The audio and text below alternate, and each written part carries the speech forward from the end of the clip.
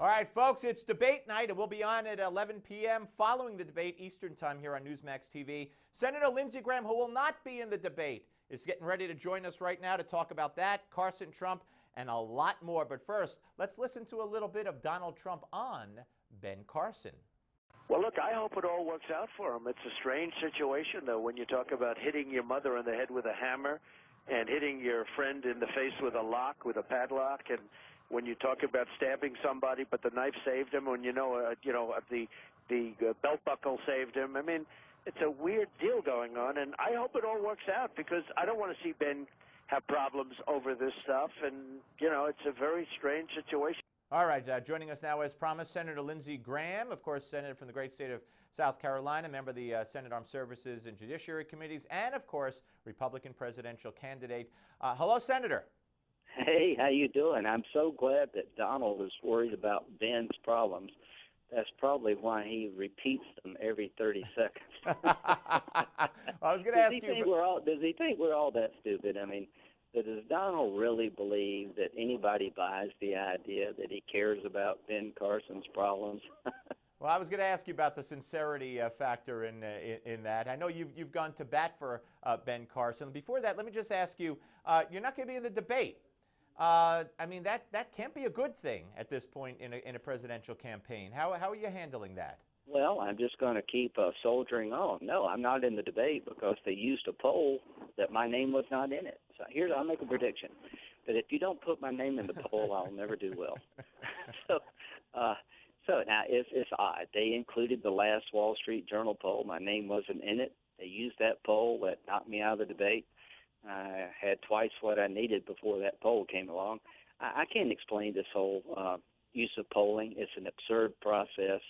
What I would do is give everybody a voice, give us, divide to fill up, give us a chance to have our say, and let the voters decide, not some pollster. But, I'm here in New Hampshire. I'm going to be tweeting out tonight about the debate. John McCain endorsed me yesterday. He won New Hampshire twice. He's talking about me being commander-in-chief. So we're going to soldier on and make the case that I'm best prepared to defend this nation at a time of great peril, and I cannot tell you how much I'm worried about an attack on our homeland. So you'll be watching and tweeting out. What do you expect from tonight's debate? Do you expect them to gang up on Ben Carson, both the panel and the candidates? Here's what I would say. Ben Carson, I don't understand his foreign policy. I think his approach to Medicare is going to be very problematic if he's the nominee. But he's a good, decent man. This whole West Point stuff is a bunch of BS. I believe every word he's telling us. The guy got into Yale. Is it hard to believe that somebody came up to Ben Carson as a young man and said, hey, you can get a full ride, you can get a full scholarship? He never said that he got a scholarship offer from West Point. He said he only applied to one college. And, when he talks about his violent past, why would anybody make up a story, I hit my mother with a hammer? The whole point is that he's trying to show that his life changed because of God's intervention. Right, and this was well before he was a politician, and his mother backs up the stabbing story back in 1997 in an interview she did, yeah. So Trump is, listen, let's talk about policy. I think Dr. Carson's view of what we should do after 9/11 is wrong. Declaring independence is not the way you would have gotten bin Laden. You had to attack the Taliban because they refused to turn him over. Bush was right to go into Afghanistan after they knocked these buildings down. And if I'm president, we're not going to leave Afghanistan until it's safe to do so.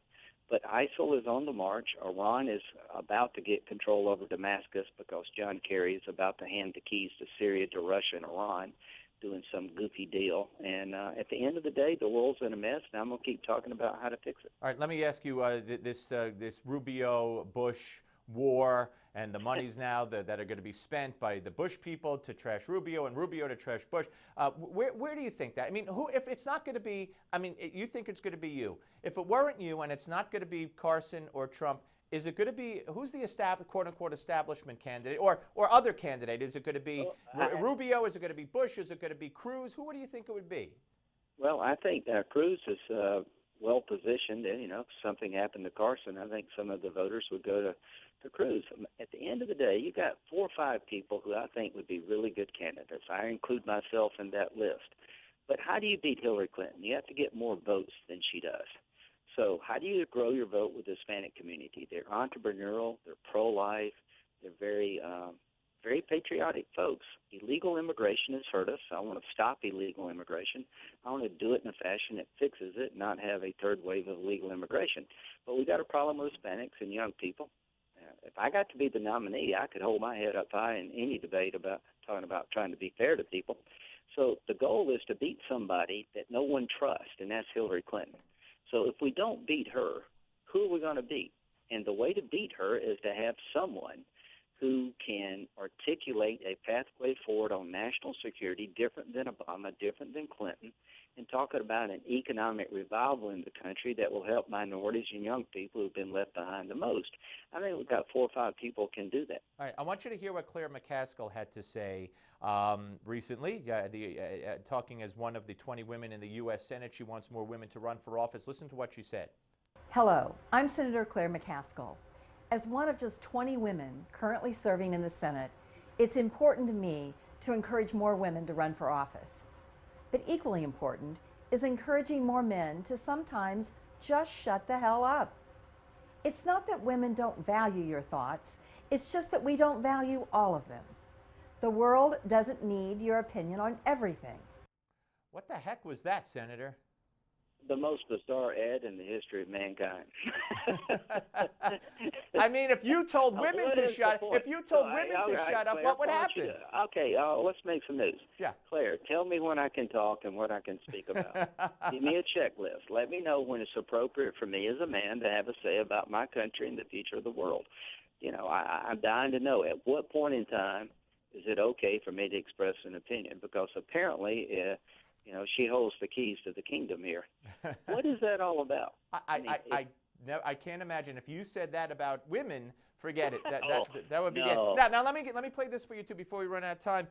Hillary was at an event and a man stood up and had something to say about Carly Fiorina, and here's her reaction. And then she laid off over 40,000 people. And she says she's a great CEO. Every time I see her on TV, I want to reach through and strangle her. You know, I know that doesn't sound very nice, but...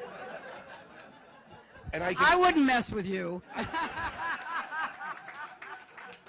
All right, I hate to get into this kind of game, but they play it with the Republicans. So this guy wants to strangle Carly Fiorina, and she's laughing and smiling and making a joke.